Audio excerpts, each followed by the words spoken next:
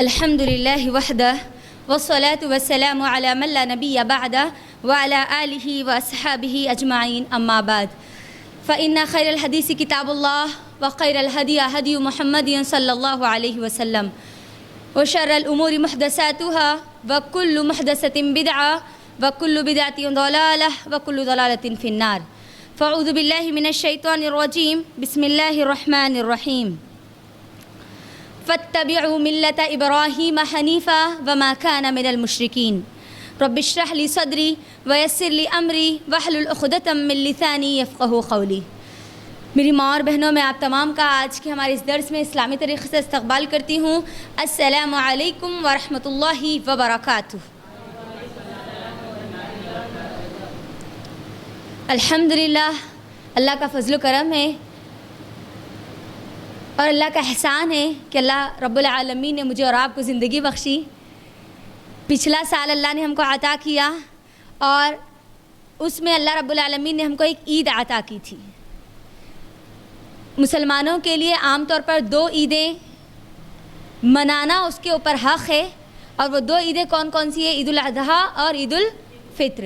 عید الفطر تو اللہ کے احسان سے ہم سب لوگ منا چکے. عید الاضحیٰ میرے اور آپ کی زندگی میں عنقریب آنے والی ہے. ذی القعدہ کا مہینہ اختتام پر ہے اور بہت جلد ایک اس مہینے کی ابتدا ہونے جا رہی ہے، ہوں گی انشاءاللہ، جس مہینے میں ہم سب یوم النحر کے دن یعنی قربانی والے دن ایک ایسی ہستی کو یاد کرتے ہیں جس ہستی کو اللہ رب العالمین نے یاد کرنے کے لیے قیامت تک کے لوگوں کے لیے ایک سنت بنا کر اس کو محفوظ کر دیا. یعنی آپ سب لوگ اب اس بات کو جان ہی چکے ہوں گے کہ آج ہم کس کی بات کرنے جا رہے ہیں. ابراہیم علیہ السلام کے بارے میں. سیرت ابراہیم علیہ السلام میرے اور آپ کے لیے ایک وہ آئیڈیل ہے جو ہم تمام کے تمام انسانوں کو، چاہے وہ عمر کے کسی بھی حصے میں انسان کیوں نہ ہو، چاہے وہ بچہ ہو، چاہے وہ جوان ہو، چاہے وہ بوڑھا ہو، کسی بھی عمر میں ہو، ابراہیم علیہ السلام کی زندگی ان کے لیے ایک بہترین اسوہ ہے. اور یہ بات میں نہیں بول رہی بلکہ اللہ رب العالمین نے جہاں پر ہم تمام لوگوں کو نبی صلی اللہ علیہ وسلم کو ہمارے لیے ایک بہترین اسوہ اور نمونہ بنایا ہے، وہیں پر ابراہیم علیہ السلام کو ہمارے لیے نمونہ بنایا ہے. جس طریقے سے اللہ کے نبی صلی اللہ علیہ وسلم ہمارے لیے اسوۃ الحسنہ ہے. پچھلے 2 درسوں میں ہم لوگوں نے 2 یا 3 درسوں میں ہم نے نبی صلی اللہ علیہ وسلم کی سیرت کو پڑھا. ان کے بارے میں جتنا ہو سکتا ہے ہم لوگوں نے ان کے بارے میں پڑھنے کی اور سمجھنے کی کوشش کی. جس طریقے سے اللہ رب العالمین نے نبی صلی اللہ علیہ وسلم کو میرے اور آپ کے لیے آئیڈیل بنایا ہے، بالکل اسی طرح ابراہیم علیہ السلام کو بھی میرے اور آپ کے لیے آئیڈیل بنا کر بھیجا. اللہ رب العالمین سورہ ممتحنہ سورہ نمبر 60 کی آیت نمبر 4، یہ 2 آیتیں بڑی اہم آیتیں ہیں. یہ 2 آیتیں آپ کو یاد رکھنی اور یاد بھی کر لینی ہے کیونکہ ہم عید الاضحیٰ مناتے ہیں. عید الاضحیٰ میری اور آپ کی زندگی میں آتی ہے، قربانی ہم کرتے ہیں، لیکن قربانی کا اصل مقصد کیا ہے وہی ہم کو نہیں پتہ. جس کی سنت ہمارے لیے ہمیشہ کے لیے زندہ کر دی گئی، ہم کو یاد رکھنے کے لیے زندہ کر دی گئی، اس ہستی کو ہی اگر ہم نہیں جانتے، ان کے بارے میں بھی ہم نہیں جانتے، اور قرآن میں اللہ سبحانہ و تعالیٰ ان کے بارے میں کیا کہتا ہے اگر ہم نہیں جانتے، تو پھر یہ عید بکرے کو ذبح کرنا، صرف گوشت کو بانٹ دینا یا ہمارے گھر میں رکھ لینا، کھا لینا، ہضم کر لینا، اس کے علاوہ اور ہم کو میں نہیں سمجھتی کہ کوئی اور فائدہ ہوگا. کیونکہ اصل جو مقصد ہے، کوئی بھی کام اگر ہوتا ہے تو اس کے پیچھے ایک پرپس چھپا ہوا ہوتا ہے، اس کے پیچھے ایک مقصد ہوتا ہے. اللہ رب العالمین نے ہر سال مجھ کو اور آپ کو عید الاضحیٰ عطا کرتا ہے، قربانی کرنے کا حکم دیتا ہے. تو کیوں دیتا ہے؟ کیوں اللہ رب العالمین نے اس سنت کو ہمیشہ کے لیے میرے اور آپ کے لیے زندہ رکھا؟ یہ بہت بڑا سوچنے والا سوال ہے. ہمارے چھوٹے چھوٹے بچے ہم دیکھ رہے ہیں کہ ہر گھر کے باہر ایک پاڑا لگا ہوا ہے، بکرے لگے ہوئے، سب خوشی میں ہیں. لیکن مجھے بتائیے، کیا ہمارے بچے، ہمارے گھر والے یہ جو سنت کو ہم ادا کرنے جا رہے ہیں، قربانی ہم کر رہے ہیں، کیا ان کی سیرت کو ہم جانتے ہیں؟ کیا ان کی زندگی کے وہ پہلو جو اللہ رب العالمین نے قرآن میں بیان کیے، کیا اس کو ہم جانتے ہیں؟ اگر آپ کسی کو اٹھا کر سوال کرے، جو قربانی کرنے والے جو لوگ ہیں ان کو اگر پوچھے آپ قربانی کر رہے ہیں، آپ بتائیے کہ ابراہیم علیہ السلام نے کیوں قربانی کی تھی، یا ابراہیم علیہ السلام کے بارے میں کیا جانتے، تو عام طور پر ہمارے جو دماغوں میں ابراہیم علیہ السلام کے بارے میں جو باتیں ہیں وہ یہی ہے کہ ابراہیم علیہ السلام اللہ رب العالمین کے حکم سے اپنے بیٹے کو ذبح کرے، اسی لیے ہم اپنے کیا کرتے ہیں، جانور کو ذبح کرتے ہیں. یا تھوڑا بہت اگر کوئی علم رکھتے ہیں، تھوڑا بہت اگر جانتے ہیں تو وہ آگ میں ڈالے جانے کے واقعے کو جانتے ہیں. لیکن کیا یہ صرف قربانی کا ایک یہ واقعہ، اسماعیل علیہ السلام کو ذبح کرنے کا واقعہ اور آگ میں ڈالے جانے کا واقعہ، کیا یہ دو ہی واقعات ہمارے پاس موجود ہیں؟ کیا سیرت کے یہ دو ہی پہلو ہمارے پاس ہیں؟ اللہ رب العالمین اس ایک قربانی یعنی اسماعیل علیہ السلام کو ذبح کرنے کی جو قربانی کا جو منظر ہمارے سامنے، اس کے ذریعے پچھلی جتنی قربانیاں ابراہیم علیہ السلام نے دی تھی وہ تمام کی تمام قربانیوں کو اللہ رب العالمین یاد دلانا چاہتا ہے. اصل وہ مقصد ہے. ابراہیم علیہ السلام کو اگر ہم پڑھیں گے تو وہ ایک بیسٹ لیڈر بھی تھے. اسی لیے اللہ رب العالمین نے قرآن مجید میں ان کو کیا کہا معلوم ہے؟ پوری ایک امت کہا، امت. اور ہر امت محمدیہ کے فرد کے لیے، خود نبی صلی اللہ علیہ وسلم کے لیے واجب کر دیا، فرض کر دیا کہ ہم ملت ابراہیم کے مطابق عمل کریں، اتباع کریں. اسی لیے اللہ رب العالمین نے سورہ ال عمران سورہ نمبر 3 کی آیت نمبر 95 میں کتنی بڑی اہم آیتیں، حالانکہ امت محمدیہ کے لیے کئی آیتیں نازل کی گئی. اللہ رب العالمین نے کیا کہا؟ اللہ کی اطاعت کرو، رسول اللہ کی اطاعت کرو. کئی آیتیں ہمارے پاس ہے نا، اطیعوا اللہ و اطیعوا الرسول، اطیعوا اللہ و اطیعوا الرسول، کئی آیتیں ہمارے پاس. لیکن ابراہیم علیہ السلام کا جب ذکر آیا تو نبی صلی اللہ علیہ وسلم، کیونکہ خود بھی اللہ کے نبی صلی اللہ علیہ وسلم ابراہیم علیہ السلام سے بہت محبت کرتے تھے. اور یہاں پر آپ دیکھیے اللہ رب العالمین نے اس آیت میں کیا حکم دیا ہے. قل صدق اللہ، اے نبی صلی اللہ علیہ وسلم بتا دیجئے، کہہ دیجئے جو صدق ہے، جو سچائی ہے وہ ان لوگوں کو بتا دیجئے جو اللہ رب العالمین نے نازل کیے. فاتبعوا ملت ابراہیم حنیفا، بس اب تم کیا کرو، کس کی اطاعت کرو، کس کی اتباع کرو؟ ابراہیم علیہ السلام کی اتباع کرو. اور حنیفہ، وہ حنیف تھے، وہ اخلاص والے تھے، وہ اللہ رب العالمین کے علاوہ کسی کی عبادت کرنے والے نہیں تھے. اسی لیے اسی کی اللہ رب العالمین نے آگے اور تشریح بیان کی، وَمَا كَانَ مِنَ الْمُشْرِكِينَ. یہ عید میری اور آپ کی زندگی میں آتی ہے. ابراہیم علیہ السلام جو توحید کے علم بردار تھے، ان کی توحید کو میرے اور آپ کے سامنے واضح کرنے کے لیے آتی ہے، میری اور آپ کی توحید کو مضبوط کرنے کے لیے آتی ہے. شرک کے جو گڑھ آج ہمارے گھروں میں بن چکے ہیں، ہمارے ماحول اور معاشرے میں بن چکے ہیں، اس شرک کی جڑوں کو کمزور کر کے، ان شرک کی جڑوں کو مٹانے کے لیے یہ عید میری اور آپ کی زندگی میں دی گئی. ابراہیم علیہ السلام اللہ رب العالمین سے بہت محبت کرنے والے تھے. وہ محبت یہ عید کے ذریعے اللہ چاہتا ہے کہ وہ محبت ہمارے اندر بھی پیدا ہو جائے، جیسی محبت ابراہیم علیہ السلام کے دل میں اللہ رب العالمین کے لیے تھی. اللہ رب العالمین کے ایک حکم پر سب کچھ داؤ پر لگا دیتے تھے. وہ اللہ چاہتا ہے کہ وہ عادت، وہ خصلت، وہ سیرت، وہ اہم پہلو ہمارے اندر بھی آئے کہ جب اللہ رب العالمین کے لیے قربانی دینے کا موقع ہے تو آج جس طریقے سے ہم ایک جانور کو ذبح کر کے اللہ کو کہہ رہے ہیں، اللہ کو ثبوت دے رہے ہیں کہ اللہ ایک جانور ہم تیرے سامنے ذبح کر رہے ہیں، ویسے اللہ اگر ضرورت پڑنے پر ہماری جان بھی اللہ اگر ضرورت پڑی تو ہم اس کو قربان کر دیں گے. اللہ چاہتا ہے کہ بندہ اس کے لیے تیار ہو جائے، اللہ رب العالمین کی اطاعت ہر جگہ کرے، صرف ایک عید الاضحیٰ کے موقع پر نہیں، صرف قربانی کا جانور ذبح کر کے نہیں، ہر وقت ہر پہلو میں، اپنے انفرادی زندگی میں، اپنی اجتماعی زندگی میں، اپنے گھر کی زندگی میں، آپ تنہائی میں ہو تب بھی، آپ لوگوں کے درمیان ایک مجلس میں ہو تب بھی اللہ چاہتا ہے کہ ہم ہر حال میں اللہ رب العالمین کی اطاعت اور اس کی فرمانبرداری کرنے والے بنے، جیسے ابراہیم علیہ السلام کیا کرتے تھے. ابراہیم علیہ السلام اللہ رب العالمین سے اتنی محبت کرتے تھے، اتنی محبت کرتے تھے. ان کے تعلق سے ایک واقعہ آتا ہے جو کہ قصص الانبیاء، یہ جو کتاب آپ کے سامنے رکھی گئی ہے، میری خواہش ہے کہ آپ سب لوگ اس کتاب کا مطالعہ کریں. اس کے اندر انبیاء کے واقعات بیان کیے گئے، موسیٰ علیہ السلام تک پورے واقعات ماشاءاللہ سے، آدم علیہ السلام سے شروع ہو کر موسیٰ علیہ السلام تک پورے واقعات اس کے اندر بیان کیے گئے. کبھی نکالیے تھوڑا سا وقت نکال کے، ہر روز 5 منٹ قرآن کی آیتیں اس کے اندر موجود ہیں، ماشاءاللہ سے احادیث کے دلائل موجود ہیں، ہم اسٹڈی کر سکتے ہیں، پڑھ سکتے ہیں نا، تھوڑا تھوڑا مطالعہ کر سکتے ہیں. تو یہ ایک بہترین کتاب ہے آپ سب کے سامنے مطالعے کے لیے. اس میں ایک واقعہ آتا ہے، دیکھو کیسی محبت تھی ابراہیم علیہ السلام کو اللہ رب العالمین سے. ہمیں ابھی سیرت کی طرف نہیں آئی، حالانکہ آج ہم انشاءاللہ دیکھیں گے پیدائش سے لے کے پوری ہجرت تک، پھر اگلے درس میں دیکھیں گے ہجرت سے لے کے پوری وفات تک.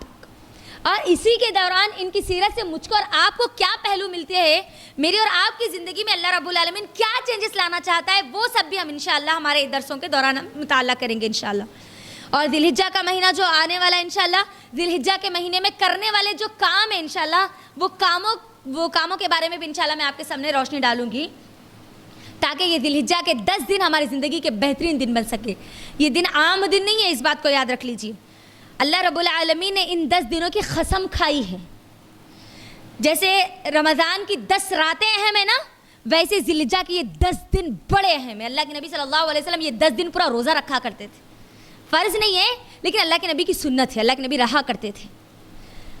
لیکن میں انشاءاللہ بتاؤں گی کہ وہ 10 دن ہم کو کرنے والے کام کیا ہے، وہ الگ ہمارے اس کے الگ سیشن میں ہم انشاءاللہ بتائیں گے۔ تو کس طریقے سے ابراہیم علیہ السلام اللہ رب العالمین سے محبت کرتے تھے۔ ایک مرتبہ ابراہیم علیہ السلام جنگل میں اپنے بکریوں کو لے کر نکلے، کیونکہ بکریاں چرائی، ہر نبی نے بکریاں چرائی، ہر نبی کی سنت ہے بکریاں چرانا۔ بکریوں کو لے کر نکلے، جب بکریوں کو لے کر جنگل میں گئے تو ایک آواز سنی اللہ اکبر کی، دوڑتے ہوئے گئے اور دیکھے کہ کس نے میرے رب کا نام بلند کیا۔ دیکھا تو وہاں پر ایک آدمی ہے، ایک شخص ہے جو اللہ اکبر کا نعرہ جس نے لگایا۔ اتنا خوش ہوتے ہیں بلکہ اس کو کہتے ہیں کہ تو ایک مرتبہ پھر سے بول، اللہ اکبر کا ایک مرتبہ پھر سے بول، میرے ایک کان سننا چاہتے ہیں، اور اگر تو بولے گا تو میری یہ جتنی بکریاں ہیں اتنی بکریوں میں کا تھوڑا حصہ میں تجھے دے دوں گا، تھوڑے بکریاں میں تجھے دے دوں گا۔ اس آدمی نے اللہ اکبر کا، پھر خوش ہو گئے، اللہ اکبر، میرا رب بڑا ہے۔ کیسی محبت تھی، دیکھو اب یہاں پر اندازہ لگا۔ پھر اس آدمی کو کہا کہ پھر ایک مرتبہ بولو اللہ اکبر، پھر ایک مرتبہ بولو۔ وہ آدمی نے کہا اب کیا دو گے؟ تو ابراہیم علیہ السلام نے کہا آدھی جتنی بکریاں ہیں نا وہ آدھی دے دوں گا میں تجھے، تو ایک مرتبہ پھر بول۔ وہ آدمی نے پھر کہا اللہ اکبر۔ پھر ابراہیم علیہ السلام نے کہا کہ پھر ایک مرتبہ بولو اللہ اکبر۔ اس آدمی نے کہا کہ اب کیا دو گے؟ تو ابراہیم علیہ السلام نے کہا اب جتنی باقی بکریاں ہیں نا وہ پوری کی پوری بکریاں میں تجھے دے دوں گا، صرف ایک مرتبہ کہہ دے اللہ اکبر، کیونکہ میرے کان سننا چاہتے کہ میرا رب سب سے بڑا ہے۔ اللہ اکبر۔ وہ آدمی کہتا ہے اور ابراہیم علیہ السلام پورے کے پورے بکریاں ان کو دے دیتے ہیں۔ اور پھر وہ آدمی کہتا ہے کہ مجھے یہ بکریاں نہیں چاہیے، کیونکہ میں انسان نہیں ہوں بلکہ میں اللہ کی طرف سے بھیجا گیا ایک فرشتہ ہوں۔ یا رب، تھوڑی دیر کے لیے یہ نہیں سوچا یہ بکریاں ہیں میری معاش کا ذریعہ ہے، کیا کروں گا، کچھ نہیں سوچا، بلکہ صرف ان کے دل میں اللہ رب العالمین کے لیے اتنی محبت تھی کہ کوئی اگر میرے رب کا نام لے لے تو میں اس کے لیے سب کچھ لگا دوں۔ کیسی محبت تھی۔ اور اللہ رب العالمین نے ریٹرن کیسے کیا؟ غور کرتے یہاں پر تھوڑا سا رک کے، جب اللہ کے لیے بندہ کسی سے محبت کرتا ہے، اللہ رب العالمین کی محبت سب سے اوپر ہوتی ہے نا، اللہ رب العالمین اس کا ریٹرن بھی بہت بیسٹ دیتا ہے۔ وہ اطاعت بھی آ گئی، وہ محبت بھی مل گئی، وہ دل بھی خوش ہو گیا، اور جو بکریاں چلی گئی تھی اللہ نے اس کو بھی واپس لوٹا دیا۔ کبھی ہمارے بھی ساتھ کبھی ایسے واقعات ہوئے کہ اللہ کے لیے ہم نے کچھ دیا ہو، اللہ کا نام صرف اور صرف اللہ رب العالمین کا نام سننے کے لیے ہم نے کچھ کیا ہو؟ اللہ ماشاء اللہ سوائے کچھ کے ہو سکتا ہے، لیکن اکثر ہم اللہ رب العالمین کو ترجیح نہیں دیتے۔ اللہ رب العالمین کا نام ہمارے پاس اتنی اہمیت کے حامل نہیں ہوتا جتنا انبیاء کے پاس ہوا کرتا تھا، ہمارے پاس اتنی اہمیت کے حامل نہیں ہے۔ تو اب یہاں پر یہ میرے بتانے کا مقصد یہ تھا کہ ہمارے اندر بھی وہ محبت پیدا ہو جائے، اگر کوئی اللہ رب العالمین کا نام لیتا ہے تو ہم ہر چیز قربان کرنے کے لیے تیار ہو جائے۔ میرا رب ہے تو میرے رب کے لیے سب قربان، کیونکہ دنیا اسی کی ہے، وہ بکریاں دی ہوئی اللہ ہی کی تھی، اللہ کے لیے دے دی، اللہ کا نام سننے کے لیے دے دی، تو اللہ نے ریٹرن پہنچا دیا نا، جتنی دی تھی اتنی پوری پہنچا دیا اللہ رب العالمین نے۔ اور دوسرا اللہ رب العالمین بھی خوش ہو گیا وہاں پر۔ تو یہاں پر اللہ نبی صلی اللہ علیہ وسلم بھی ابراہیم علیہ السلام سے بہت محبت کرتے تھے۔ ان کی محبت کا عالم یہ تھا کہ جب ان کا تیسرا بیٹا پیدا ہوا ماریہ قبطیہ رضی اللہ تعالی عنہا سے، تو نام کیا رکھا تھا؟ ابراہیم رکھا تھا۔ اور اللہ کے نبی صلی اللہ علیہ وسلم خود کہتے تھے میں میرے باپ ابراہیم علیہ السلام کی دعا کا نتیجہ ہوں۔ کیوں؟ کیونکہ ابراہیم علیہ السلام نے دعا کی تھی کہ اے اللہ میری نسل میں سے اس نبی کو پیدا کرنا جس نبی کا وعدہ تو نے کیا ہے، جس کو تو علم عطا کرنے والا ہے، جس کو حکمت عطا کرنے والا ہے، جس کو تو بہترین آخری کتاب عطا کرنے والا ہے۔ تمام انبیاء کو یہ بات معلوم تھی کہ ایک آخری نبی آنے والے ہیں، لیکن ابراہیم علیہ السلام نے دعا کی تھی اللہ رب العالمین سے کہ اے اللہ اس نبی کو تم میری نسل میں سے پیدا کرنا۔ اور دیکھو اللہ کے نبی صلی اللہ علیہ وسلم انہی کی نسل سے ہے. ابراہیم علیہ السلام کے 2 بیٹے اسماعیل علیہ السلام اور اسحاق علیہ السلام, اور اسماعیل علیہ السلام کی نسل میں صرف ایک نبی آیا, اور وہ کون ہے؟ محمد رسول اللہ صلی اللہ علیہ وسلم. اب جو اسحاق علیہ السلام ہے, اسحاق علیہ السلام کی نسل سے پورے یہود اور نصارہ کے میں جتنے انبیاء بھیجے گئے پورے کے پورے اسحاق علیہ السلام کی نسل سے بھیجے گئے.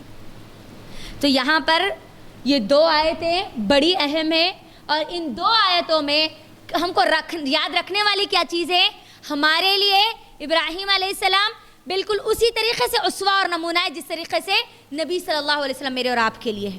اور دوسری چیز, اللہ رب العالمین نے ہمیں ملت ابراہیم کی اتباع کرنے کا حکم دیا ہے, اور بتایا ہے کہ ابراہیم علیہ السلام مشرکوں میں سے نہیں تھے. اچھا, اللہ رب العالمین نے آخری ایک کلمہ کیوں کہا ہے وَمَا كَانَ مِنَ الْمُشْرِكِينَ؟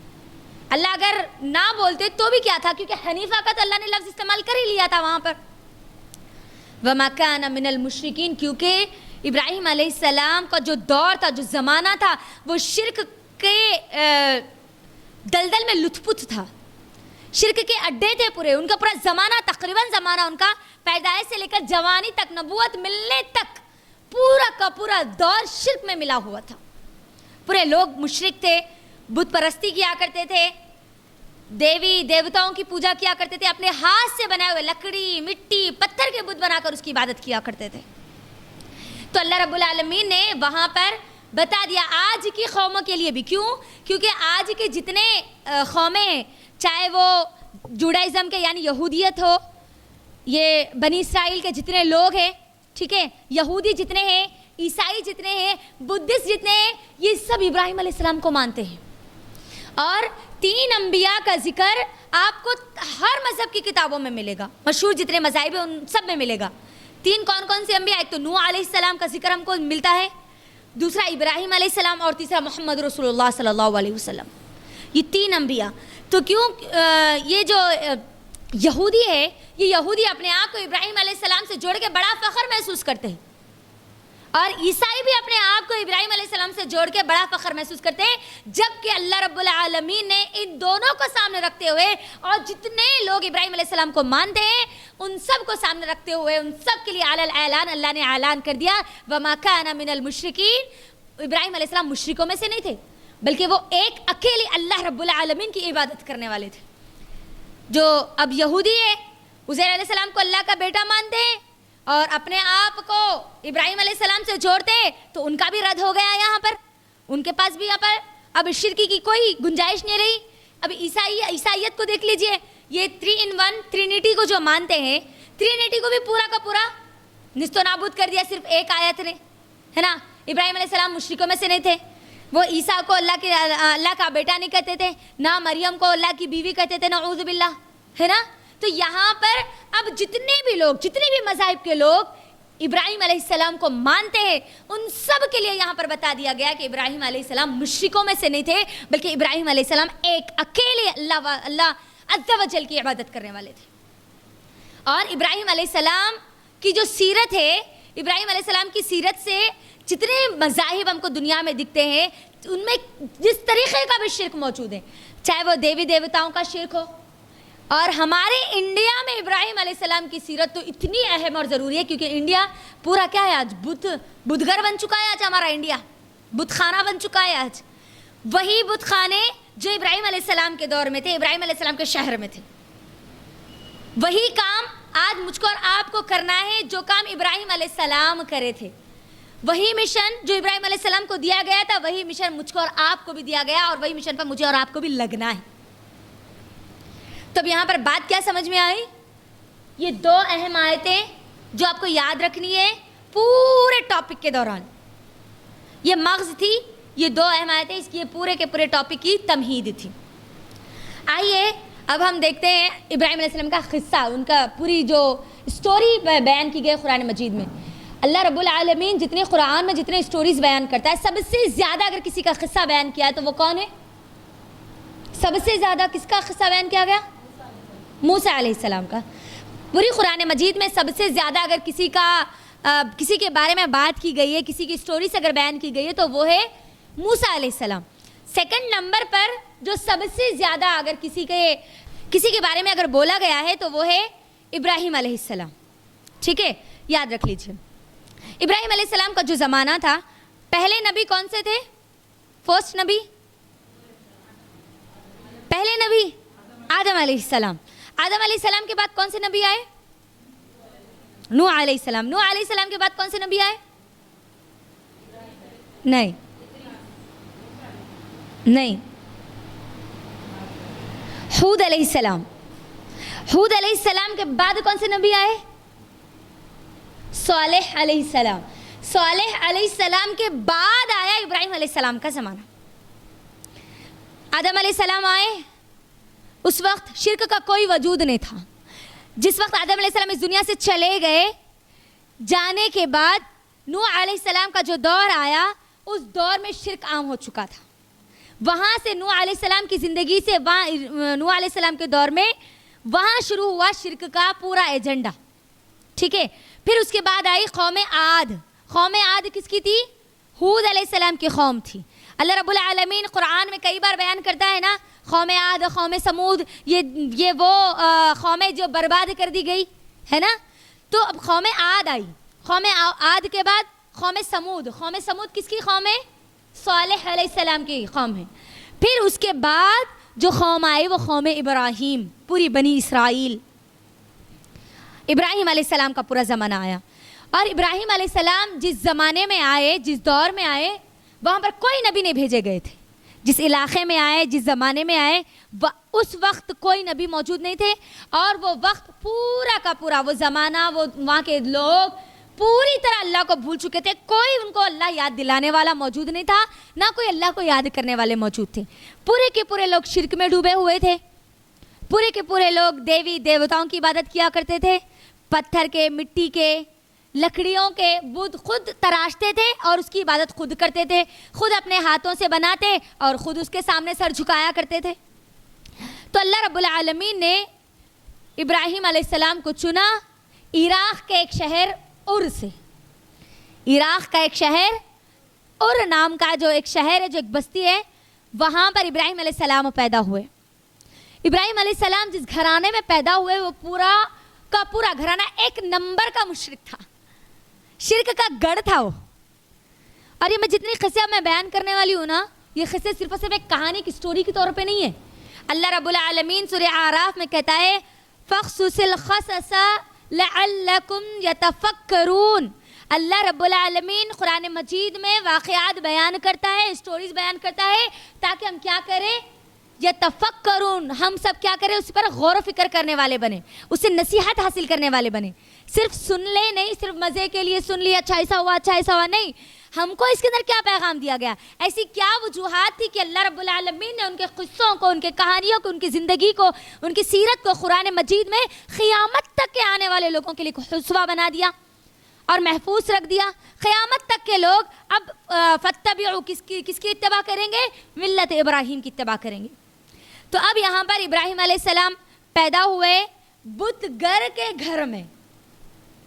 ٹھیک ہے, بت کی پوجا کرنے والے نہیں, صرف بت کو پوجنے والے کے گھر میں نہیں. نہ صرف ان کا گھرانہ بت کی پوجا کرتا تھا, بتوں کی عبادت کرتا تھا, بلکہ ان کا گھرانہ خود بتوں کو تراشا کرتا تھا. بت گر تھے وہ لوگ. اور ان کا باپ آزر. ابراہیم علیہ السلام جب پیدا ہوئے, جب ان کو شعور آیا, اللہ رب العالمین نے خود ان کے بارے میں کہا کہ وَلَقَدْ آتَيْنَا إِبْرَاهِيمَ رُشْدَهُ مِن قَبْلُ.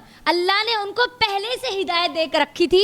یعنی ابراہیم علیہ السلام نے کبھی اپنی زندگی میں کسی بت کے سامنے سجدہ نہیں کیا, کبھی شرک نہیں کیا. اللہ نے ان کی پہلے سے حفاظت کی اور کبھی وہ اللہ رب العالمین کے علاوہ کسی کے سامنے انہوں نے سر نہیں جھکایا. تو ابراہیم علیہ السلام بچپن سے غور و فکر کیا کرتے تھے. دیکھتے تھے, جب آنکھ کھولا تو دیکھا کہ خود کا گھر جو ہے وہ پورا کا پورا بت پرستی میں لگا ہوا ہے. لوگ جا رہے ہیں, بتوں کی عبادت کر رہے ہیں, سر جھکا رہے ہیں, منت و سماجت کر رہے ہیں, اپنی کی پوری ان سے دعائیں مانگ رہے ہیں, اپنے پوری کی پوری ضرورتیں ان سے کہہ رہے ہیں. لوگوں نے اپنے خداؤں کو الگ الگ بانٹ لیا ہے. کوئی اولاد کی ایک دیوی بنا لیا, تو کسی نے دولت کی ایک دیوی بنا لیا, کوئی طاقت کی ایک دیوی بنا لیتا ہے. ایسے الگ دیوی دیوتا ان لوگوں نے بنا لیے. کئی دیوی دیوتا تھے اور ان کے بت خانے بھی وہاں پر موجود تھے. ابراہیم علیہ السلام جب تھوڑا سا عقل و شعور میں آئے، یہ بتوں کو دیکھ کر سوالات کیا کرتے تھے، یہ کیسا خدا ہے جو نہ بات کرتا ہے، نہ کچھ بولتا ہے، نہ کچھ کھاتا ہے، نہ کچھ پیتا ہے۔ بچپن سے ابراہیم علیہ السلام ان بتوں کو دیکھ کر غور و فکر کیا کرتے تھے، کبھی جاتے اس کے ہاتھ پر مارتے، کبھی اس کے سر پہ مارتے، کبھی اس کے پیر پہ مارتے اور بولتے کہ چل میں نے تجھے تکلیف دی ہے، تو مجھے تکلیف دے کر بتا۔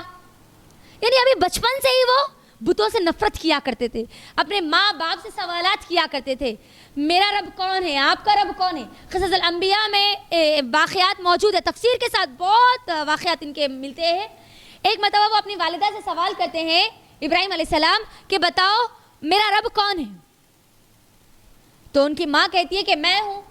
پھر ابراہیم علیہ السلام کہتے ہیں پھر تمہارا رب کون ہے، تو وہ ان کی ماں کہتی ہے کہ تیرا باپ۔ پھر میرے باپ کا رب کون ہے، نمرود، نمرود کا باپ کون ہے۔ پھر ان کی ماں غصے میں آ جاتی ہے اور آ کر ان کے باپ کو شکایت کرتی ہے، جس کی وجہ سے ابراہیم علیہ السلام کی ایک اچھی خاصی پٹائی ہو جاتی۔ تو یہاں پر اب اندازہ کریے بچپن سے میرا رب کون ہے، میرا رب کون ہے، میرا رب کون ہے، مجھے بنانے والا کون ہے۔ میں یہ لوگ جو عبادت کر رہے ہیں کیا یہ معبود ہے جس کی عبادت کر رہے ہیں، اور یہ معبود کیسے ہو سکتے ہیں۔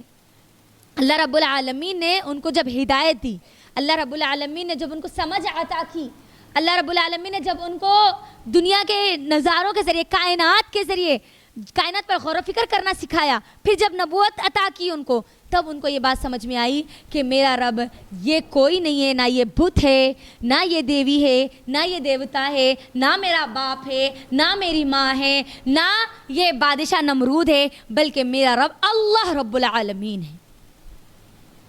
تو اب یہ پورا وقت گزرا سوال اور جوابات میں، ٹھیک ہے، اپنے باپ کو سمجھایا کرتے، بولا کرتے یہ کیسے خدا ہے جس کو تم خود تراشتے ہو اور خود ان کی عبادت کرتے ہو، یہ کیسے خدا ہے جو تم کو نہ فائدہ دے سکتے ہیں نہ نقصان دے سکتے ہیں، بار بار سوالات کرتے۔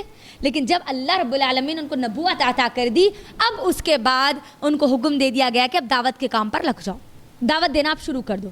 اب صرف سوال اور جواب سے کام نہیں چلے گا، بلکہ آپ کو اب کیا کرنا ہے، کھلے طور پر سب کو دعوت دینا ہے۔ اب کون سی دعوت دینا ہے؟ اپنے نکاح کی، ولیمے کی، ہاں یہ دعوت ہے نہیں ہے۔ ہاں کون سی دعوت؟ لوگوں کو اللہ رب العالمین کی طرف بلانے کی دعوت، ایک اکیلے وحدہ لا شریک لہ اللہ رب اللہ عز و جل کی عبادت کرنے کی طرف بلانے کے لیے اب یہ دعوت کا مشن شروع کر دیا۔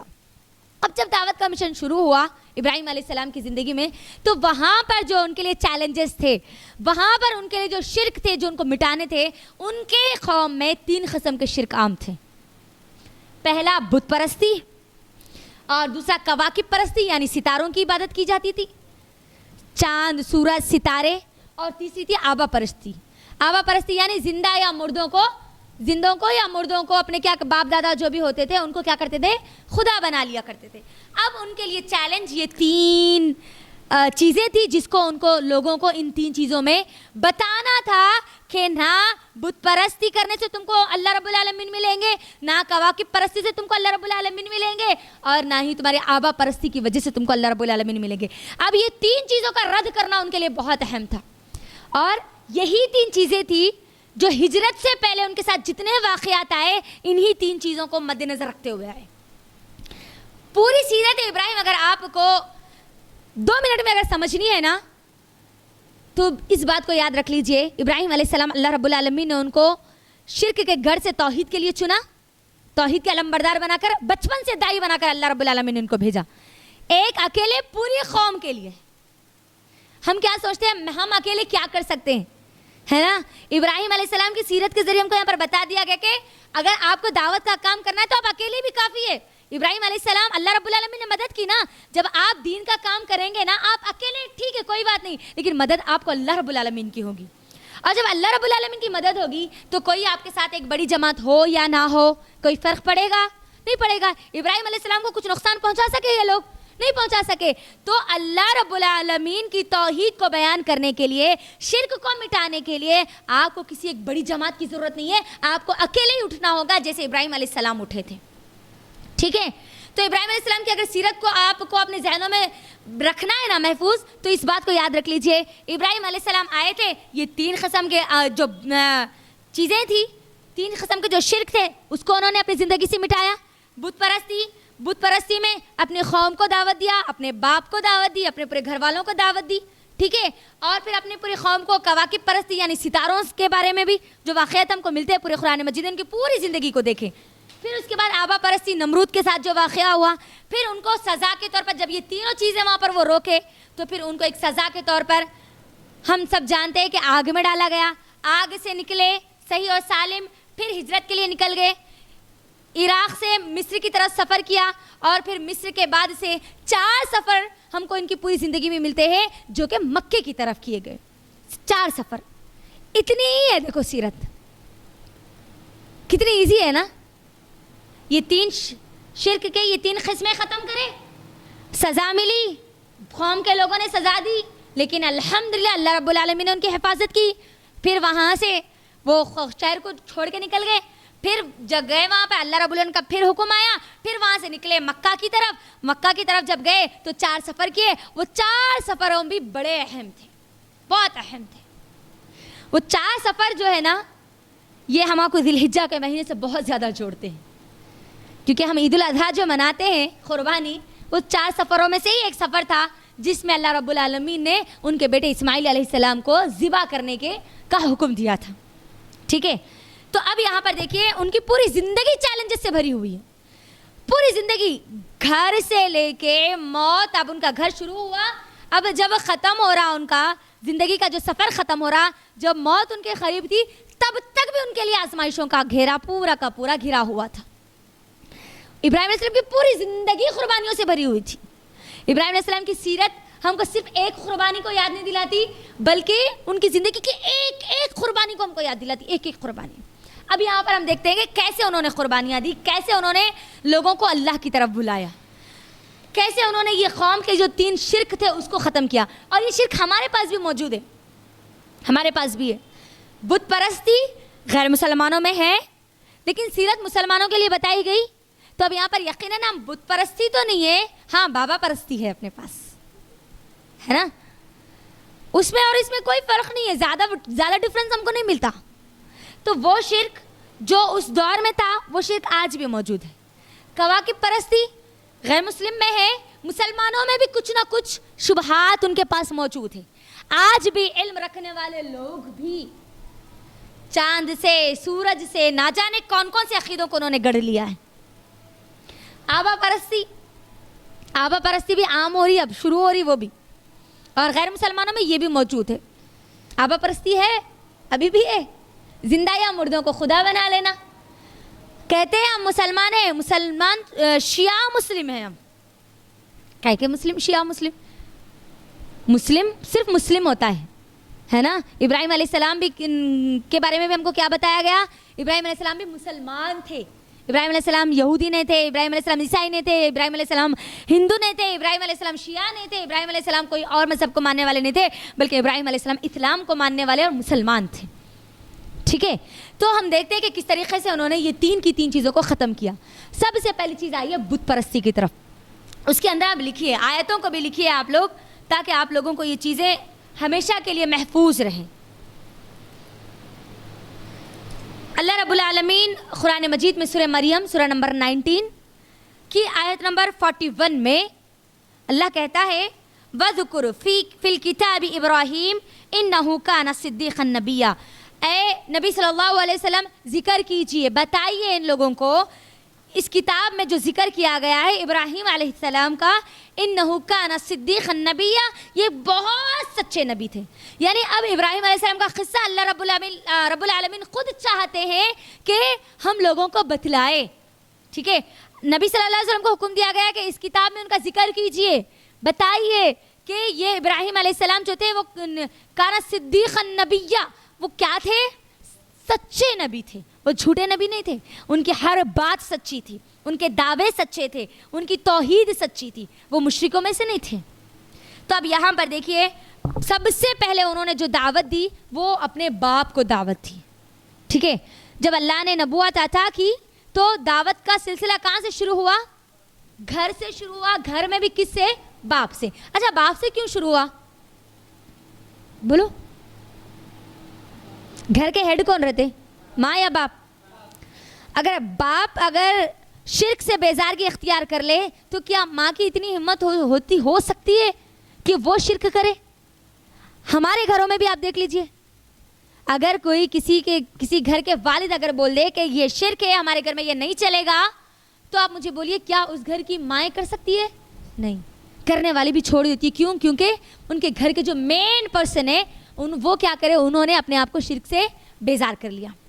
تو اب یہاں پر دیکھیے, ماں سے سوال کرتے, باپ سے سوال کرتے, وہ سوالات تو موجود ہے ہی, لیکن اللہ رب العالمین نے یہاں پر اب سورہ مریم میں ان کا ذکر کیا. سورہ مریم سورہ نمبر 19 کی آیت نمبر 41 سے پورا کا پورا واقعہ ان کا شروع ہو رہا ہے, جہاں پر وہ اپنے باپ کو دعوت دے رہے ہیں. دیکھو قرآن ہے, قرآن کے الفاظ ہے, میرے الفاظ نہیں ہے, اور قرآن میں اللہ رب العالمین ان کا واقعہ بیان کر رہا ہے. کیا کہتے ہیں اپنے باپ کو؟ دیکھیے اب یہاں پر, اذ قال لأبیہ یا ابتی لما تعبد, اے میرے ابو جان آپ ان کی عبادت کیوں کرتے ہو؟ لا تسمعوا, یہ سن نہیں سکتے, ولا یبصر, نہ دیکھ سکتے ہیں, ولا یغنی عنک شیئا, بلکہ وہ آپ کو کچھ بھی فائدہ نہیں پہنچا سکتے. دیکھو اب یہاں پر اپنے باپ کو دعوت دے رہے, یہ ان کے والد خود بت بنا رہے ہے نا, بہتر طریقے سے جانتے تھے وہ کہ یہ جو بت کو میں بنا رہا ہوں نہ وہ دیکھ سکتا ہے, آنکھ تو بنائی لیکن وہ دیکھ نہیں سکتے, کان تو ان کے بنائے لیکن وہ سن نہیں سکتے. تو کتنے بہترین انداز میں وہ اپنے باپ کو پہلے دعوت دے رہے ہیں کہ اے میرے ابو جان, اے میرے ابو جان, آپ ان کی عبادت کیوں کرتے ہو؟ ان کی عبادت کیوں کرتے ہو؟ کیوں ان کے سامنے سجدہ کرتے ہو؟ کیوں ان کو پکارتے ہو؟ نہ یہ دیکھ سکتے, نہ سن سکتے, نہ آپ کو کوئی فائدہ پہنچا سکتے. انسان اگر کسی کی عبادت کر رہا ہے تو اس میں اپنا فائدہ ڈھونڈتا ہے نا, تو یہ تو آپ کو کچھ فائدہ ہی نہیں پہنچا سکتے. پھر آگے کہتے ہیں اے میرے ابو جان, آپ دیکھیے, یا ابتی انی قد جاءنی من العلم, اے میرے ابو جان اب اللہ رب میرے پاس ایک علم آیا ہے, اور ما لم یأتی, میرے پاس جو علم ہے, فاتبعنی اہدک صراطا سویا, اب میرے پاس جو علم آیا ہے وہی سیدھا راستہ بتانے والا ہے. یعنی آپ کے پاس علم نہیں تھا, آپ نے یہ شرک کیا, لیکن اب ہمارے پاس صحیح راستہ آ چکا ہے. آپ ان کی عبادت نہ کیجئے, نہ وہ کھا سکتے ہیں, نہ وہ پی سکتے ہیں, لا تتکلموا, وہ بات بھی نہیں کر سکتے, وہ کسی قابل کے ہی نہیں ہے, تو آپ ان کی عبادت کیوں کرتے ہو؟ لا تضروا ولا تنفع, نہ تم کو کوئی نقصان پہنچا سکتے ہیں, نہ کوئی فائدہ پہنچا سکتے, پھر آپ ان کی عبادت کیوں کرتے ہو؟ طرح طرح سے اپنے باپ کو سمجھانے لگی. لیکن ان کا باپ کہ عقل میں یہ بات نہیں گئی, نہیں سمجھ میں آئی, تو دھمکیاں بھی دینے لگا کہ اگر دوبارہ اگر ایسی بات کی تو یہاں گھر سے نکال دوں گا, شہر سے نکال دوں گا. لیکن ابراہیم علیہ السلام اپنے مشن پر لگے ہوئے تھے.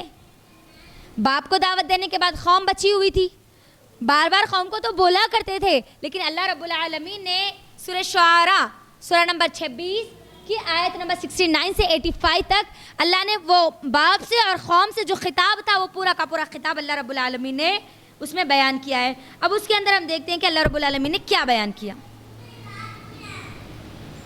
اب یہاں پر دیکھیے سورہ شعراء سورہ نمبر 26 آیتیں لکھ لیجئے. سورہ نمبر 26 کی آیت نمبر 70 سے آئیے, 69 سے پورا ان کا قصہ شروع ہو رہا ہے. وہاں پر وَاتْلُ عَلَيْهِمْ نَبَأَ إِبْرَاهِيمَ, اللہ رب العالمین کہتے ہیں کہ ابراہیم علیہ السلام کا قصہ سنا دیجئے. کیا ہے ان کا قصہ؟ اذ قال لأبیہ وقومہ ما تعبدون, جب انہوں نے اپنے باپ سے کہا, کس سے؟ لأبیہ, اپنے باپ سے, لقومی, اور اپنے قوم سے کہا, ما تعبدون, تم ان کی عبادت کیوں کرتے ہو؟ دیکھو یہاں پر بار بار اللہ رب العالمین کے بارے میں لانے کے لیے سوال کر رہے ہیں پوری اپنی قوم سے اور اپنے باپ سے کہ تم ان کی عبادت کیوں کرتے ہو. آج ہم بھی اگر اللہ رب العالمین کی عبادت کرتے ہیں تو یہ ہمارے لیے بھی سوال ہے کہ ہم اللہ رب العالمین کی کیوں عبادت کرتے ہیں. ٹھیک ہے, ہم اللہ رب العالمین کی عبادت کرتے ہیں تو کیوں کرتے ہیں, یہ اگر اس کا جواب ہم کو نہیں معلوم تو پھر ہم ویسے ہی رسمی طور پر عبادت کر رہے ہیں جیسے غیر مسلم اپنے بتوں کی عبادت کر رہے ہیں. اگر کوئی انسان کسی کی عبادت کرتا ہے تو اس کے پاس دلائل ہونے چاہیے. میں اور آپ اللہ رب العالمین کی عبادت کرتے ہیں تو ہمارے پاس بھی دلائل ہونے چاہیے کہ میں اللہ رب العالمین کی عبادت کرتی ہوں تو کیوں کرتی ہوں. اس واقعے کے ذریعے ہم کو وہ دلائل بھی دیے جا رہے ہیں. اب یہاں پر دیکھیے, جب ان کی قوم کو خطاب کیا اور بولا, باپ کو بھی بولا قوم کو بھی بولا کہ تم ان کی عبادت کیوں کرتے ہو, تو قوم نے کیا جواب دیا؟ قالوا نعبد اصناما فنظل لها عاکفون. بلکہ انہوں نے کہا کہ ہم بتوں کی عبادت کرتے ہیں. کیوں کرتے ہیں؟ نہیں بولا بس بتوں کی عبادت کرتے ہیں, بلکہ ہم تو برابر ان کے مزاور ہیں, اب ہم انہیں کی عبادت کریں گے. پھر اس کے بعد ابراہیم علیہ السلام نے کہا قال هل يسمعونكم اذ تدعون, تم انہیں پکارتے ہو جو تمہیں سن نہیں سکتے؟ تم اتنے لوکل خداؤں کی عبادت کرتے ہو جو تمہاری بات تک نہیں سن سکتے, تو تمہاری مدد کیسے کریں گے؟ پھر آگے کہا او ينفعونكم او يضرون, نہ تم کو نفع دے سکتے ہیں نہ نقصان دے سکتے ہیں. تو جب یہ پوری باتیں انہوں نے کہی تو ان کی قوم نے ایک جملہ کہا جس جملے کو اللہ رب العالمین نے یہاں پر محفوظ کر دیا, اور یہ آیت ہم کو بھی یاد رکھنی ہے. اس آیت کو کوٹ کیجئے, 71 سورہ شعراء کی آیت نمبر 74. آج جتنے لوگ شرک کرتے ہیں ہمارے دور میں بھی, ان سب کا بھی یہی جواب ہے جو جواب ابراہیم علیہ السلام کے قوم نے ابراہیم علیہ السلام کو دیا تھا. جانتے ہیں وہ جواب کیا ہے؟ سنو. قالوا بل وجدنا آباءنا كذلك يفعلون. کیا کہا ان کی قوم نے؟ انہوں نے کہا کہ ہم جو کرتے ہیں نا, ہم تو وہی کرتے ہیں جو ہمارے باپ داداؤں نے کیا.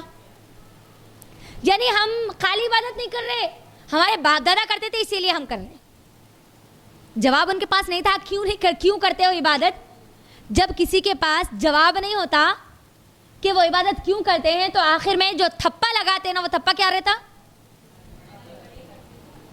آج بھی آپ دیکھ لیجئے, جتنے لوگ شرک کرتے ہیں, جتنے لوگ درگاہوں کے پجاری بن کے بیٹھے ہیں, لوگوں کو گمراہ کر رہے ہیں. ہمارا انڈیا شرک کا گڑھ بن چکا, معلوم ہے آپ کو, جہاں پر یہ توحید عام ہو رہی ہے اور ہونا چاہیے, عام کرنا چاہیے. میری اور آپ کی ذمہ داری ہے. اللہ نے مجھے اور آپ کو توحید عطا کی, تو سن لیجئے ہم دنیا کے سب سے دولت مند انسان ہیں, کیونکہ توحید سب سے بڑی دولت ہے, سب سے بڑی دولت ہے. اس دنیا کی سب سے بڑی سچائی اور سب سے بڑی نیکی اگر کچھ ہے تو وہ توحید ہے. اور اللہ نے اگر کسی کو توحید دے دی تو سمجھ جائیے کہ اللہ نے اس کو دنیا اور آخرت کی تمام نعمتیں دے دی. لیکن اگر کسی کے پاس توحید نہیں ہے, اگر وہ شرک میں ڈوبا ہوا ہے, اس کا گھر, اس کا خاندان, اس کا قبیلہ, اس کی نسلیں اگر شرک میں ڈوبی ہوئی ہے, اللہ رب العالمین کو نہیں جانتی, تو سن لیجئے چاہے وہ دنیا کا کتنا ہی بڑا امیر انسان کیوں نہ ہو, اس دنیا کا سب سے ذلیل انسان ہے, سب سے ذلیل انسان. شرک پہلی چیز جو عام تھی نا ان کی زندگیوں میں, وہ شرک تھی. بتوں کو پوجا کرتے تھے دنیا کے فائدے کے لیے, عبادت کرتے تھے دنیا کے فائدے کے لیے. آج جتنے لوگ درگاہ پرستی میں لگے ہوئے ہیں, کیا وہ آخرت کو لے کے لگے ہوئے ہیں؟ کاروبار اچھا چلے, اولاد ہو جائے, بچیاں اگر لڑکیاں تو لڑکیوں کی شادیاں ہو جائے, ہے نا, لڑکے تو ایک اچھا ساتھی مل جائے. کیا دنیا کے بھی بتوں کو دنیا کے فائدے کے لیے لوگوں نے چن لیا. جس طریقے سے غیر مسلم میں ہوتا ہے کہ علم کی ایک دیوی ہے, بارش کی ایک دیوی ہے, ویسے ہی ہمارے پاس بھی کیا کیا گیا, اولاد دینا ہے تو وہاں چلے جاؤ, اجمیر چلے جاؤ, اولاد ہو جاتی. بیمار ہو گئے تو فلاں درگاہ چلے جاؤ, بیماری چلی جاتی. یعنی ہم نے بھی آج کیا کیا, خبر پرست جو لوگ ہیں ان لوگوں نے کیا کیا, خبروں کو اپنے درمیان اپنے دنیا کے کاموں کے لیے ڈیوائیڈ کر لیا اور کہتے ہیں ہم اپنے آپ کو مسلمان. یاد رکھو شرک اتنا بڑا, اتنا گندا گناہ ہے, اتنی خباثت ہے شرک کے اندر کہ اگر کوئی شرک میں مر جاتا ہے, مشرک اگر وہ مر جاتا ہے تو کبھی وہ جنت میں نہیں جا سکتا, کبھی جنت میں نہیں جا سکتا. چاہے وہ 5 وقت کی نمازیں کیوں نہ پڑھ رہا ہو, چاہے وہ ہر روز قرآن کیوں نہ پڑھ رہا ہو, چاہے وہ ہر روز صدقہ و خیرات کیوں نہ کرتا ہو, اگر اس کی زندگی میں شرک ہے، وہ اللہ رب العالمین کے علاوہ کسی اور پر بھروسہ کرتا ہے، کسی اور کو پکارتا ہے، چاہے وہ ایک دھاگا کیوں نہ ہو، ایک خبر کیوں نہ ہو، چاہے ایک چھوٹا سا نیمبو اور ناریل کیوں نہ ہو، اگر ہمارا یقین، ہمارا توکل اللہ رب العالمین کے علاوہ اگر کسی پہ بھی آ گیا، سمجھ جاؤ اگر موت سے پہلے اگر ہم نے توبہ نہیں کی تو پھر ہماری جنت گئی ہاتھ سے. ہمارے پاس کھانے کو نہیں ہے، چلے گا.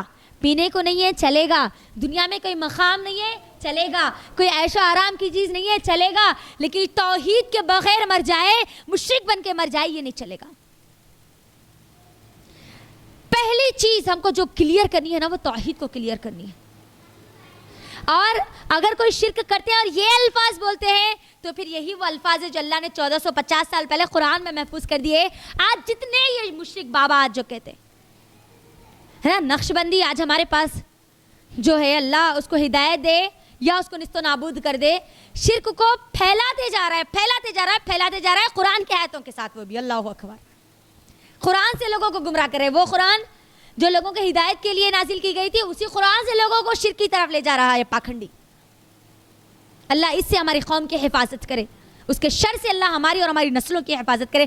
ویسے جتنے لوگ ہیں ان سب لوگوں کے شر سے اللہ ہماری حفاظت کرے، آمین. اب یہاں پر دیکھو، اللہ رب العالمین نے ان کے ذریعے بتایا کہ اللہ رب العالمین کون ہے.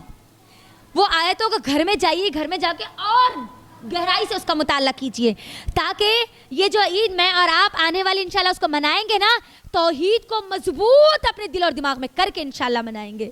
اللہ رب العالمین نے ان کے ذریعے ان کے قوم کو جو انہوں نے دعوت دی تھی، اس کے ذریعے بتا دیا کہ کون ہے اللہ رب العالمین. ابراہیم علیہ السلام کہتے ہیں الذی خلقنی فہو یہدین، کون ہے میرا رب، کون ہے جو مجھے پیدا کیا اور وہی میری رہنمائی کرنے والا ہے. یعنی مجھے پیدا کرنے والا رب ہے، مجھے پیدا کرنے والا جو ہے نا، وہ عبادت کے لائق ہے. یہ دیوی، یہ دیوتا، یہ تمہارے ہاتھ سے بنائے جانے والے جتنے بت تھے، آج جتنی دیوی دیوتا ہے، کیا وہ خود بنے؟ ہاں، ہاتھوں سے تراشے گئے نا. جو اپنے آپ کو نہیں بنا سکتا، وہ کیا ہمیں بنا سکتا ہے؟ یہ الفاظ ان سب لوگوں کے لیے جو اس دنیا میں پیدا ہوئے، ان سب لوگوں کے لیے. تم پیدا ہوئے تو تم کو پیدا کرنے والا تمہارا رب ہے. تم جس کو بناتے ہو وہ تمہارا رب نہیں ہو سکتا. پہلی چیز، میں اپنے رب کی عبادت کرتی ہوں. کیوں؟ کیونکہ اس نے مجھے پیدا کیا، اور پیدا کیا تو خالی چھوڑ نہیں دیا. کیا کیا؟ یہدین، رہنمائی بھی کی، میری رہبری بھی کی، مجھے گائیڈنس کے لیے بتایا بھی، قرآن اور حدیث بھی دی. جتنے مذاہب ہم دیکھتے ہیں اس کے اندر گائیڈنس کے لیے کیا ہے بتاؤ مجھے. اسلام کے علاوہ جتنے مذاہب ہیں اس کے اندر صرف یہ بتایا گیا کہ پوجا ایسا کرنا ہے، یہ کام ایسا کرنا ہے. شادی ہوئی تو ان کی شادی ایسی ہوئی، ان کی شادی ویسی ہوئی. لیکن کیا زندگی کے ہر پہلو میں ان کو رہنمائی ملتی ہے؟ نہیں ملتی. آپ بدھزم دیکھ لیجئے، بدھزم کا تو ایسا نظام ہے، اللہ اکبر. 6 مہینے وہ گوشت کھاتے ہیں، 6 مہینے وہ گوشت ہی نہیں کھاتے. کئی لوگ جو اسلام قبول کرتے ہیں بدھزم سے، ہمارے پاس ایک سسٹر ہے جنہوں نے تقریباً 3-4 سال پہلے بدھزم سے اسلام کو قبول کیا تھا. انہوں نے بتایا کہ یہ ایک ایسا نظام ہے، مجھے سمجھ میں نہیں آتا کہ جہاں پر 6 مہینے گوشت کھاتے، 6 مہینے وہاں پر اپنے آپ کو روکے رکھتے ہیں. یہ کیسا انصاف ہو سکتا ہے؟ کھائے تو پوری طرح کھائے، نہیں کھائے تو پوری طرح نہ کھائے. نہیں، 6 مہینے اگر کھا لیں گے، جو 6 مہینے کھانا ہے سردیوں کے دنوں میں کھانا ہے، گرمیوں کے دنوں میں نہیں کھانا ہے. یہ کیسا نظام ہے؟ تو یہاں پر ان کو رہنمائی نہیں کی گئی کیوں نہیں کھانا ہے، کھانا ہے تو کیوں کھانا ہے. لیکن اسلام الحمدللہ اللہ رب العالمین کی طرف سے بھیجا گیا ایک ایسا نظام ہے جس میں ہم کو ہر طرح سے رہبری کی گئی، ہر طرح سے گائیڈنس کی گئی. یہاں تک کہ اگر ہم کو واش روم میں جانا ہے تو کون سا ہاتھ استعمال کرنا ہے، کون سے پیر کو دبانا ہے، یہاں تک ہماری رہنمائی کر دی گئی. اللہ اکبر. ہر میدان میں ہماری رہنمائی کی گئی. تو یہ ہر میدان میں ہم کو رہنمائی کرنے والا ہمارا رب ہے، ہم کو پیدا کرنے والا، ہماری رہنمائی کرنے والا. دوسری چیز، والذی ہوا یطعمنی ویسقین، وہی ہے جو مجھے کھلاتا ہے اور پلاتا ہے. ٹھیک ہے، اب مجھے کھلانے اور پلانے والا میرا رب ہے. مجھے پیدا کرنے والا، میری رہنمائی کرنے والا، مجھے کھلانے والا، مجھے پلانے والا. اس کے بعد دیکھیے وَإِذَا مَرِضْتُ فَهُوَ يَشْفِينِ، اور جب میں بیمار ہوتا ہوں تو مجھے شفا دینے والا. دیکھو یہاں پر توحید کو، میری اور آپ کی توحید کو مضبوط کیا جا رہا ہے. پھر اس کے بعد یہاں پر اللہ رب العالمین نے ان کے ذریعے بتایا وَالَّذِي يُمِيتُنِي ثُمَّ يُحْيِينِ، جو موت دیتا ہے اور اس کے بعد زندگی دیتا ہے.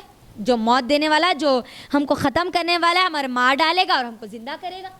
تو اب یہاں پر بات کیا سمجھ میں آئی؟ پوری قوم کو جو بتایا، کئی ہزار بت تھے جو ان کی عبادت کرتے تھے، ان سب کے سامنے یہ بات بتائی. پہلے بتوں کا انکار کر دیا اور ان کو بتایا کہ تم ان کو بناتے ہو تو سوچو نا تم کو کون بناتے ہو.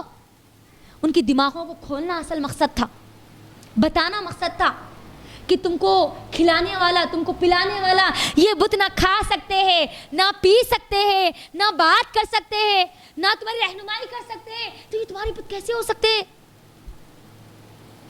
اللہ رب العالمین نے ان کے ذریعے ہماری یہاں رہنمائی کی کہ آج اس دور میں جتنے شرک ہے نا، وہ شرک کی طرف ذرا نظر ڈالو، ذرا دیکھو. ہمارے گھروں میں اگر درگاہ پرستی نہیں ہے، تاگا پرستی تو ہے. دیکھ لیجیے آپ، کالے دھاگے یا پیر میں رہتے یا ہمارے گلوں میں رہتے. کیا یہ دھاگا پرستی نہیں ہے؟ اللہ رب العالمین کے علاوہ کسی اور پر بھروسہ کرنا نہیں ہے نا؟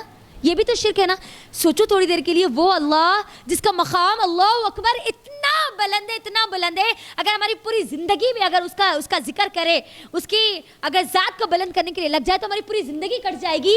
اتنا بلند مقام رکھنے والے اللہ رب العالمین کا مقام ہم نے کس کو دے دیا؟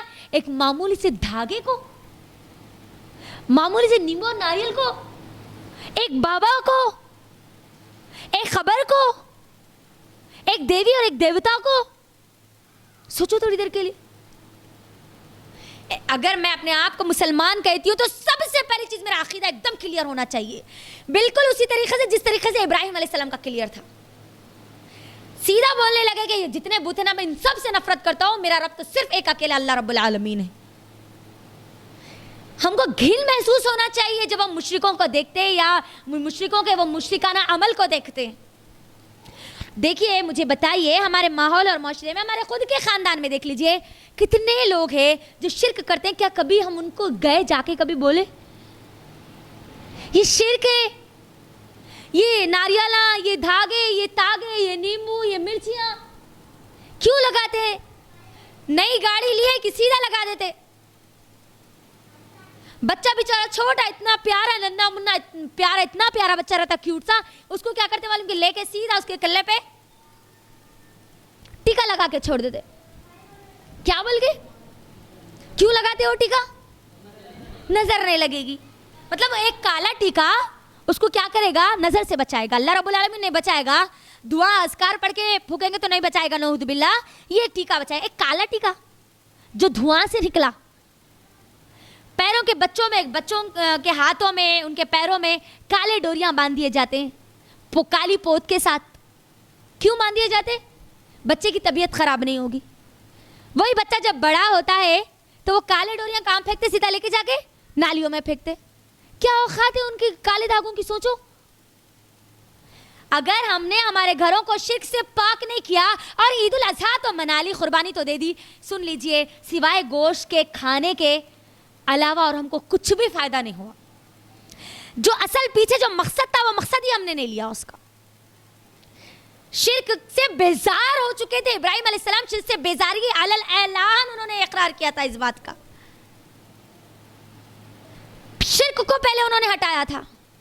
ہمارے گھر میں اگر شرک ہے اور عید الاضحیٰ اگر ہم مناتے ہیں تو سن لیجئے عید الاضحیٰ نے آپ نے اصل مقصد کے تحت نہیں منائی. جانور کو قربانی تو آپ دے دی، قربانی آپ نے کر دی، لیکن ابراہیم علیہ السلام جس سیرت کے تحت، جس پہلو کے تحت ان کی جو زندگی ہم کو بتائی گئی اس کے تحت ہم نے قربانی نہیں دی. صرف رسمہ طور پر، ایک رواج کے طور پر ہم نے قربانی دے دی. اگر نہیں دیں گے تو لوگ کیا کہیں گے؟ ان کے گھر سے گوشت نہیں آیا، شاید قربانی نہیں دیے ہوں گے. رواج ہی طور پہ آج ہماری قربانیاں ہو رہی ہے. آج اللہ کے لیے، اللہ رب العالمین کی جو توحید ہم کو بتائی گئی ابراہیم علیہ السلام کے ذریعے، اس توحید کو مضبوط کیجیے. پہلے قوم سے خطاب کیا، اللہ ان کی باپ سے خطاب کیا، اس کے بعد کس سے خطاب کیا؟ قوم سے خطاب کیا. بت پرستی کو پوری طریقے سے مٹا کے رکھ دیا. وہاں پر پورا بول دیے کہ یہ جو بت ہے نہ کھا سکتے، نہ پی سکتے، ان کا کوئی مقام نہیں ہے، نہ فائدہ دے سکتے، نہ نقصان دے سکتے، نہ سن سکتے، نہ بول سکتے، تمہارے لیے کچھ نہیں کر سکتے. یہ اب سب کچھ کرنے والا کون ہے؟ اللہ رب العالمین ہے. قوم کو یہاں پر بول دیے